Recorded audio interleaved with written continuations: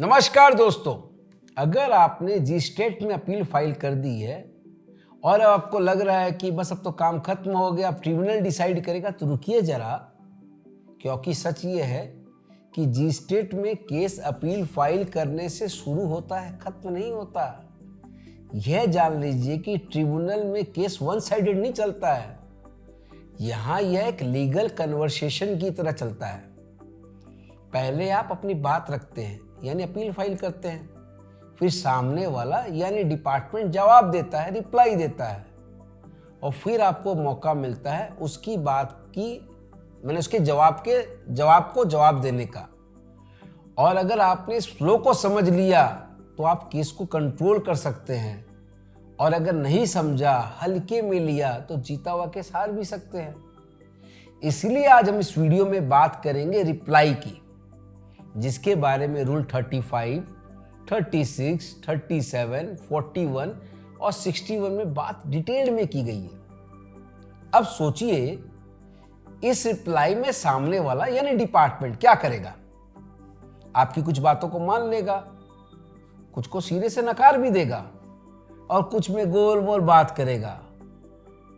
वह केवल कहेगा नहीं, डॉक्यूमेंट्स भी अटैच करेगा ताकि उसकी रिप्लाई कन्विंसिंग लगे और आपकी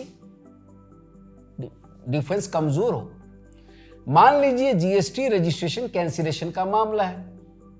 आपने अपील फाइल की और कहा कि आप बिजनेस करते हैं, अपने प्लेस पर एग्जिस्ट करते हैं, लेकिन घर पर शादी होने के कारण जिस दिन डिपार्टमेंट ऑफिसर गए उस दिन आप अवेलेबल नहीं थे, आप मिले नहीं, लेकिन उन्होंने रजिस्ट्रेशन को कैंसिल कर दिया। यह गलत है। अब डिपार्टमेंट एक काउंटर सबमिशन देगा, जिसे ट्रिब्यूनल की भाषा में रिप्लाई कहते हैं।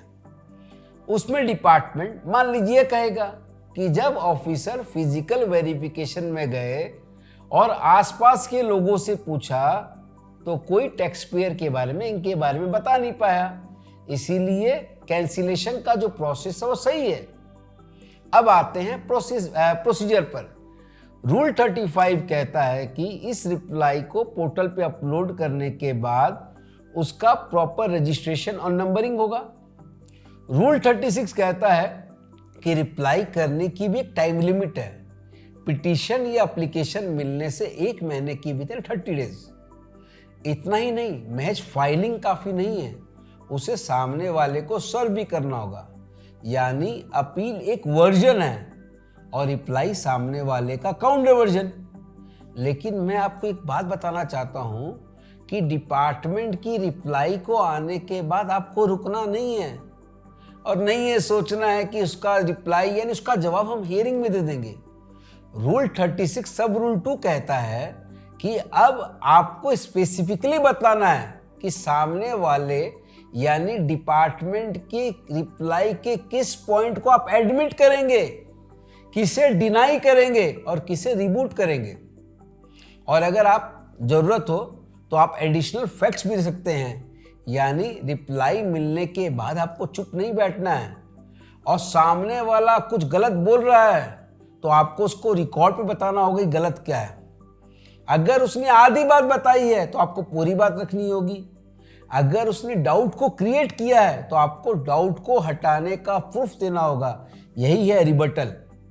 जैसे आप एडमिट करते हैं कि जिस दिन ऑफिसर आए थे उस दिन प्रीमाइसेस बंद था, लेकिन ये डिनाई करते हैं कि बिजनेस अस्तित्व में ही नहीं था, एग्जिस्ट ही नहीं करता था। साथ ही साथ रिबटल को भी समझिए। आपको यह कहना होगा कि डिपार्टमेंट ने जिन आसपास के लोगों का हवाला दिया, उनका नाम, एड्रेस, स्टेटमेंट कुछ भी रिकॉर्ड पर नहीं दिया। फिजिकल वेरिफिकेशन के बाद फॉर्म RG 25 को पोर्टल पर अपलोड नहीं किया। मैं बाहर था, ये रहा उसका ट्रेवल टिकट, शादी का कार्ड, याद रहे बिजनेस, यह रहे बिजनेस फोटोग्राफ्स, यह रहे purchase bill, electricity bill, stock details और रेंट प्रूफ। यानी ट्रिब्यूनल को आप कहेंगे कि डिपार्टमेंट ने जो कहा है वह सही नहीं है, और यही है उसका जवाब, और यह रहा उसका प्रूफ। इसलिए अपील फाइल करने के बाद डिपार्टमेंट जो रिप्लाई देता है उसका काउंटर सबमिशन बेहद जरूरी है, उसे जरूर दें। यही रिबटल है। अब एक और सिंपल एग्जांपल समझ लीजिए। मान लीजिए अपील कैंसिलेशन का नहीं बल्कि आईटीसी डिस्प्यूट का है। आपने अपील में कहा कि गुड्स रिसीव्ड हुए थे, पेमेंट हुए थे, टैक्स इनवॉइस थे। अब डिपार्टमेंट कहता है सप्लाई सस्पिशियस है, सप्लाई का रजिस्ट्रेशन रिट्रोस्पेक्टिवली कैंसिल्ड है, इसलिए आईटीसी नहीं मिलना चाहिए। अब अगर आप अपने जिसका जवाब है सिर्फ हियरिंग में ओरल सबमिशन में देंगे तो कई बार जरूरी क्लैरिटी रिकॉर्ड पे नहीं आ पाएगी।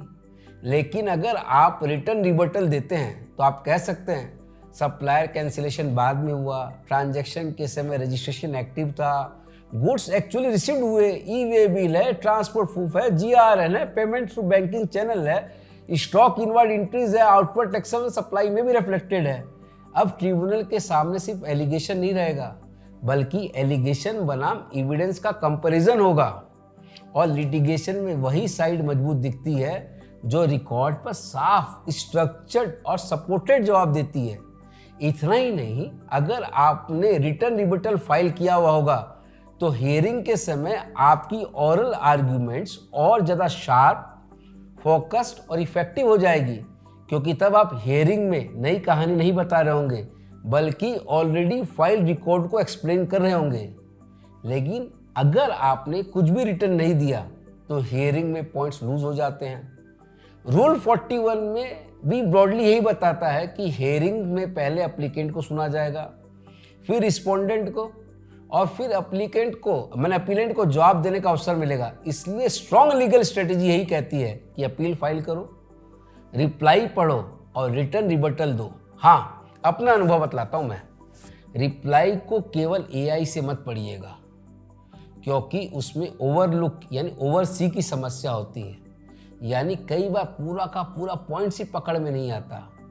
हमेशा अपील वर्सेस रिप्लाई का कंपैरेटिव चार्ट बनाइए। अगर इस वीडियो में दी गई इंफॉर्मेशन आपको यूजफुल लगी हो तो इस वीडियो को जरूर शेयर कीजिए। नमस्कार।